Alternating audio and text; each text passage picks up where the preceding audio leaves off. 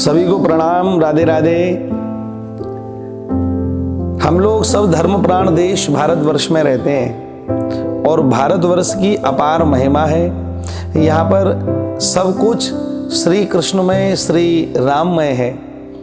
हमारे जीवन में हम आए हुए हमारे माता पिता, जिनके कारण हमको जन्म मिला, वही माता पिता भी भगवान का स्वरूप है।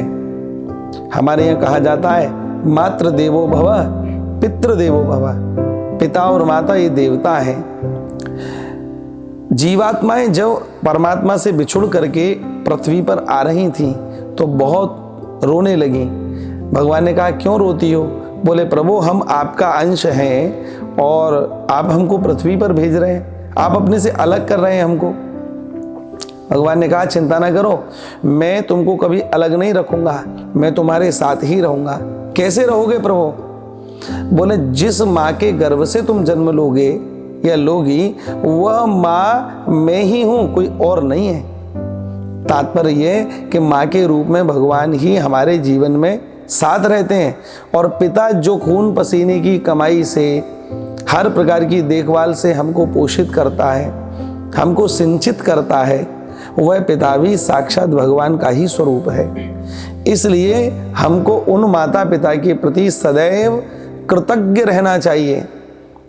कभी कभी बच्चे अज्ञानतावश कुसंग में पढ़ करके अपने माता पिता को गलत मान लेते हैं। कुछ ऐसी बहनें भी हैं जो अपने माता पिता के विरुद्ध अपने विवाह को या अन्य कार्यों को कर लेती हैं। यह सर्वथा अनुचित है।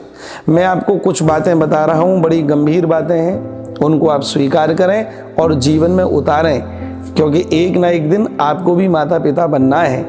यदि आप माता पिता बन करके उस व्यवहार की अपेक्षा अपने से करते हैं तो अभी से उस व्यवहार को अपने माता पिता के लिए करना प्रारंभ कर दीजिए। पहला, माता पिता की शक्ति को बर्दाश्त करो ताकि आप काबिल बन सको।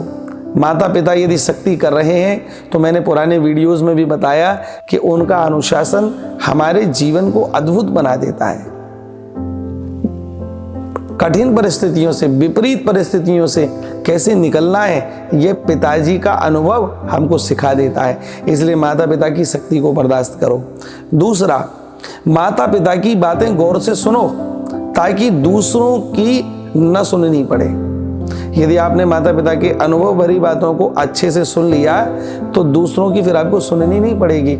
उनका अनुभव आपके साथ खड़ा होगा और उस अनुभव के द्वारा आप विद्वान होंगे, गुणी होंगे, विवेकी बन जाएंगे और समाज अब आपकी सुनेगा, आपको समाज की नहीं सुननी पड़ेगी। दूसरी बात, तीसरी विशेष बात आपको और ध्यान रखनी है कि माता पिता के सामने कभी ऊंचा मत बोलो, वरना भगवान तुमको नीचा कभी भी कर सकता है, क्योंकि भगवान का स्वरूप है माता पिता। इसलिए हमको माता पिता के आगे बिल्कुल ऊंचे स्वर में बात नहीं करनी चाहिए।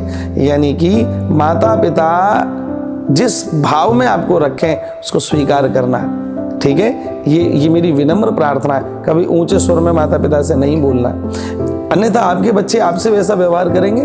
थोड़ा सावधान रहिए। इसके अलावा माता पिता का सदैव सम्मान करो ताकि तुम्हारे संतान तुम्हारा सम्मान कर सके। माता पिता की इज्जत करो ताकि इससे आप फायदा उठा सकें। माने अगर आपने माता पिता की इज्जत की तो इसका लाभ आपको अवश्य प्राप्त होगा। इसके अलावा माता पिता के सामने नजरें सदैव झुका करके रखो ताकि भगवान तुमको दुनिया में आगे कर सके। माता पिता के आगे जो भी नजरें झुका करके चलता है, दुनिया के आगे वो सिर उठा करके चलता है। ऐसी मेरी प्रार्थना। इसके अलावा माता पिता का आदेश मानो ताकि सदैव खुशहाल रह सको। खुशहाल रहने का सबसे बढ़िया तरीका माता पिता की हर आज्ञा का पालन करना है। हर आज्ञा कैसी भी हो। माता पिता एक किताब है जिस पर अनुभव लिखा हुआ है, उसको आपको पढ़ना है। माता पिता के आंसू तुम्हारे सामने कभी गिरने नहीं चाहिए, वरना भगवान आपको दुनिया की नज़रों से गिरा सकता है।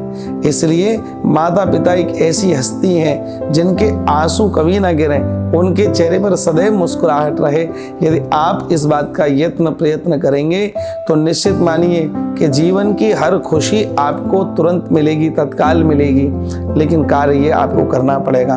कभी कभी कोई समस्या हुआ करे, कोई बात माता पिता की पसंद ना आए तो आप मुझको लिख करके भेजना, मैं आपको उत्तर दूंगा और आपको उसका ऐसा उत्तर मिलेगा कि आपको सदैव आनंद ही आनंद रहेगा और माता पिता का हर व्यवहार आपको बहुत अनुकूल प्रतीत होगा। ऐसी प्रार्थना है। राधे राधे।